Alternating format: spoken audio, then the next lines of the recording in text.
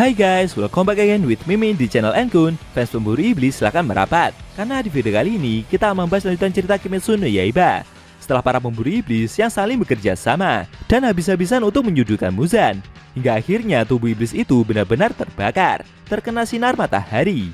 Lebih tepatnya kita akan mereview manga Kimetsu no Yaiba chapter 200 yang bersumber dari website manga kita, Mangaku atau Komiku.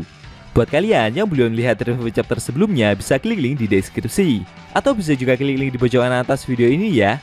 Dan buat kamu yang cuma ngikutin animenya atau tidak mau kena spoiler, Enkun sarankan mending stop videonya aja dari sekarang.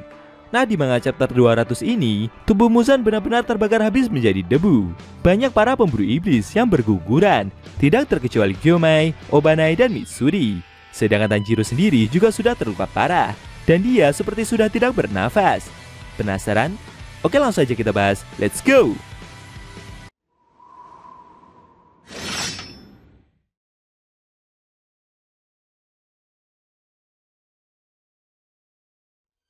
Pada awal scene, kita diperlihatkan Oyakata sama dan para pemburu iblis yang ada di medan pertempuran yang melihat tubuh Muzan hancur terkena sinar matahari. Melihat tubuh iblis itu yang tidak bisa beregenerasi dan semakin terbakar tersebut, membuat para pemburu iblis dan para Kakushi pada bersorak bahagia. Sebagian dari mereka ada yang menangis dan larut dalam perasaan lega. Mereka seperti tidak percaya kalau telah berhasil mengalahkan Raja Iblis tersebut.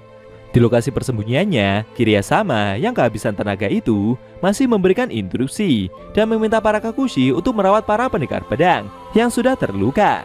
Karena terlalu memaksakan fisiknya, membuat pemimpin pemburu iblis itu sampai tidak sadarkan diri. Di lokasi pertempuran sendiri, salah satu Kakushi menginstruksikan yang lain jika tugas mereka masih belum selesai, karena banyak para pendekar pedang yang harus mereka rawat. Tidak jauh dari lokasi itu, ada Himejima Gyomai yang dikerumuni oleh para Kakushi dan pendekar pedang. Dia meminta mereka untuk tidak menyia-nyiakan obat yang ada.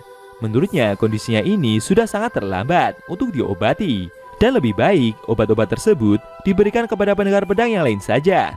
Dia meminta para Kakushi untuk segera mengobati yang lain, karena masih banyak pejuang muda yang lebih membutuhkan bantuan mereka. Melihat sikap tersebut, membuat para Kakushi dan pendekar pedang itu pada bersedih. Mereka seperti tidak tega melihat kondisi dari pilar batu itu. Dengan kondisi yang semakin sekarat, Gyomai memohon kepada mereka semua untuk mengabulkan permintaan terakhirnya tersebut. Ketika membuka mata dan melihat ke depan, pilar batu itu melihat jika dia seperti dikerumuni oleh anak-anak asuhnya dari masa lalu. Anak-anak tersebut seperti menjemput Gyomai. Mereka meminta maaf atas kejadian yang menimpa mereka di masa lalu.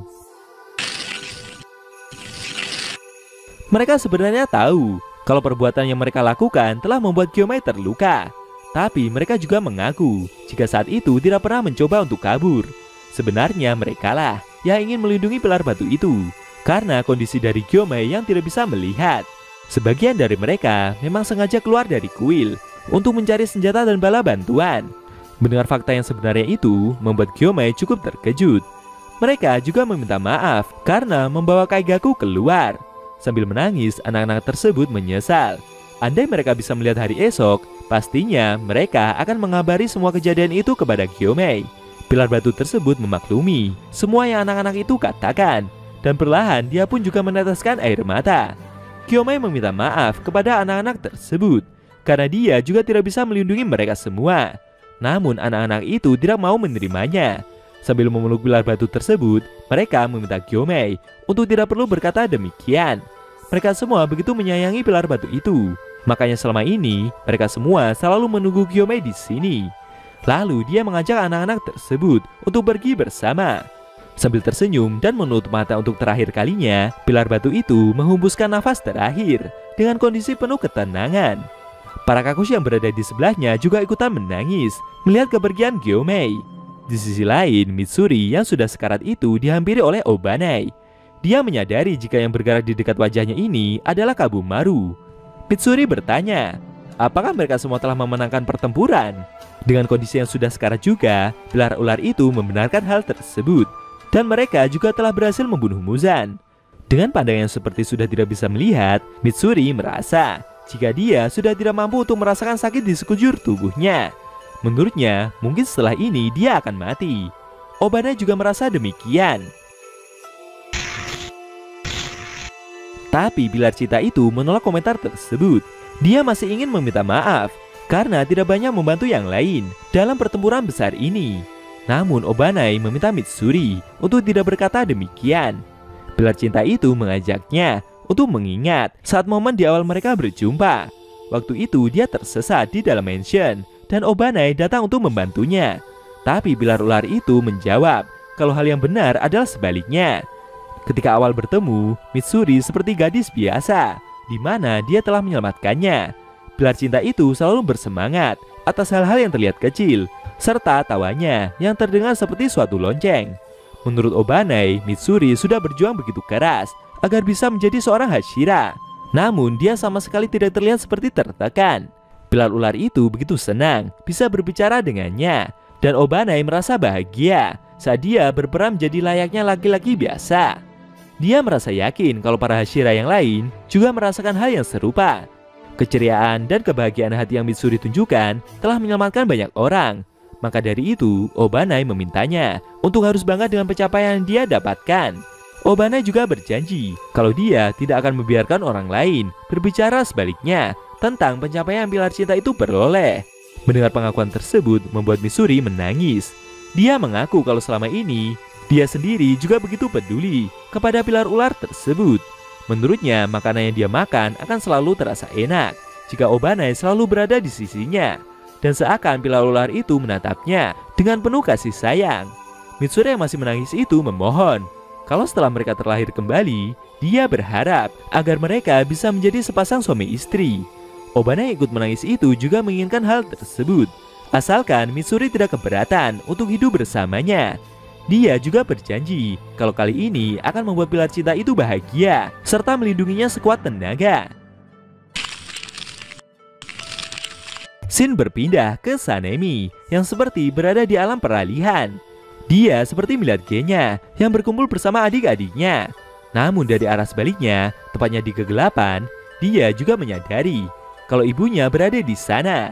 Sanemi heran kenapa ibunya itu tidak mau menghampiri para saudaranya tersebut.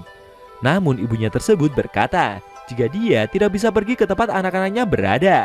Sanemi bingung kenapa harus demikian. Dia mengajak ibunya itu untuk pergi ke tempat adik-adiknya berada. Tapi ibunya tersebut tetap menolak. Sambil menangis dia mengaku kalau telah menyakiti mereka semua. Dan hal itulah yang membuatnya tidak bisa pergi ke tempat tersebut. Mendengar hal itu, Sanemi pun memutuskan untuk pergi ke tempat ibunya saja. Sambil tersenyum dia merasa jika dia pergi ke sana sekarang, mungkin hal itu akan terlalu cepat dan akan membuat Genya jadi merasa sedih pula. Sanemi menawari ibunya untuk membawanya dengan cara digendong sambil menyusuri neraka bersamanya. Namun tiba-tiba ayahnya malah muncul dan meminta Sanemi untuk melepaskan tangannya. Sambil mendorong anaknya tersebut, dia berkata jika istrinya ini akan pergi bersamanya. Sedangkan Sanemi yang terjatuh itu berteriak. Dia meminta ayahnya tersebut untuk melepaskan ibunya. Tapi ayahnya itu menjawab jika saat ini Sanemi masih belum bisa pergi kemanapun. Dia juga meminta putranya itu untuk bersyukur karena Sanemi dikaruniai fisik yang sangat tangguh, seperti halnya ayahnya tersebut. Seusai merasa dirinya seperti terjatuh ke dalam suatu jurang, tidak lama kemudian pilar angin itu akhirnya membuka mata. Ternyata selama ini Sanemi telah dirawat oleh para kakushi karena sebelumnya kondisinya sempat sekarat. Tidak jauh dari lokasi tersebut ada seorang kakushi yang berteriak kesakitan karena tangannya telah digigit oleh Inosuke. Pemburu iblis dan kakushi yang membantu di sebelahnya juga begitu kaget melihat kondisi dari pendekar pedang itu. Karena seusai mendapatkan perawatan, babi hutan tersebut malah mengalami batuk darah. Sedangkan Zenitsu yang juga dirawat itu menangis tanpa henti.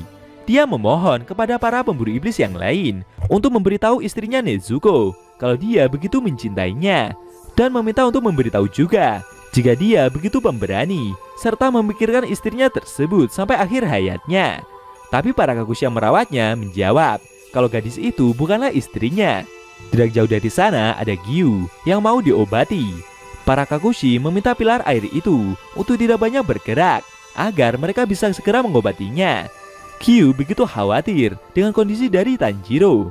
Apakah dia juga berhasil selamat? Namun ketika melihat ke depan, pendekar pedang itu seperti dikerumuni oleh 3 kakushi yang seperti menangis. Tanjiro sendiri juga seperti sudah tidak bergerak. Kyu yang melihat kondisi dari rekannya tersebut begitu kaget dan seperti terdiam kaku. Sambil menangis, para Kakushi itu bercerita jika mereka sudah tidak dapat merasakan denyut nadi dari pendekar pedang ini. Bahkan dia juga sudah tidak bernafas. Sesaat Kyu membayangkan senyum dari Tanjiro yang begitu menenangkan. Kemudian dia pun mulai menangis.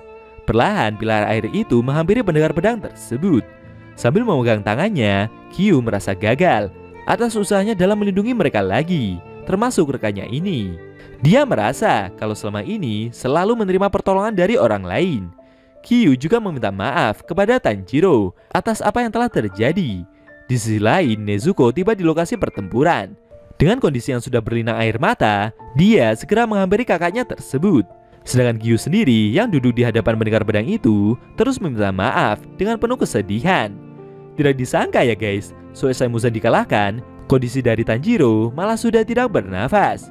Sebenarnya, apa yang menyebabkannya bisa mengalami kondisi sampai seperti itu? Apakah itu ada hubungannya dengan Muzan? Sayangnya, scene cerita manga Kimetsu no Yaiba chapter 200 telah berakhir.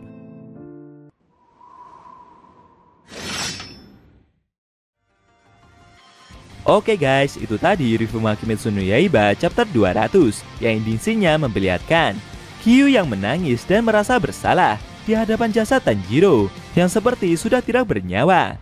Dia merasa gagal karena dia tidak mampu melindungi rekannya tersebut. Bagaimana menurut kamu? Jangan lupa tinggalkan komentar kalian ya. Kalau mau nonton review sebelum atau selanjutnya bisa klik link di deskripsi. Linknya udah mimin taruh di sana kok. Buat kalian yang pengen nonton review manga Kimetsu no Yaiba secara maraton, bisa klik link di deskripsi juga ya guys.